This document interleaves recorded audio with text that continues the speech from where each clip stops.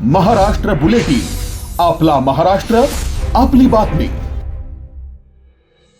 नाशिकमध्ये महागड्या दुचाकी चोरणाऱ्या एका चोरट्याला गुन्हे शाखा युनिट 2 ने बेड्या ठोकल्यात। हॉटेल पांडव परिसरात सापळा रचून पोलिसांनी ही कारवाई केली असून तब्बल 1,75,000च्या 2 मोटारसायकली ह्या जप्त करण्यात आल्या आहेत। इगतपुरीचा संतोष धोंगडे हा तरुण चोरीची बाईक विकण्यासाठी मुंबई आग्रा महामार्गावर येणार असल्याची माहिती पोलिसांना मिळाली होती।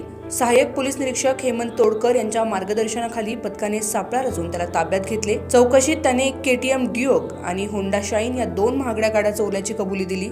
या कारवाईमुळे अंबड आणि घोटी पोलीस ठाण्यातील चोरीचे 2 गुन्हे उघड झाले असून प्राथमिक तपासात आरोपी केवळ हौस आणि मौज मजा करण्यासाठी या गाड्या चोरत असल्याचे समोर आले। मात्र तो या गाड्या नेमक्या कोणाला विकणार होता याचा तपास आता पोलीस करत आहेत।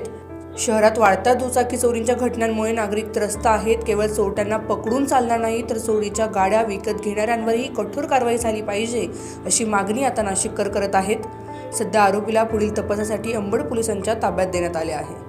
Bureau report, Maharashtra bulletin, Nashik. Maharashtra bulletin, आपला महाराष्ट्र, आपली बातमी।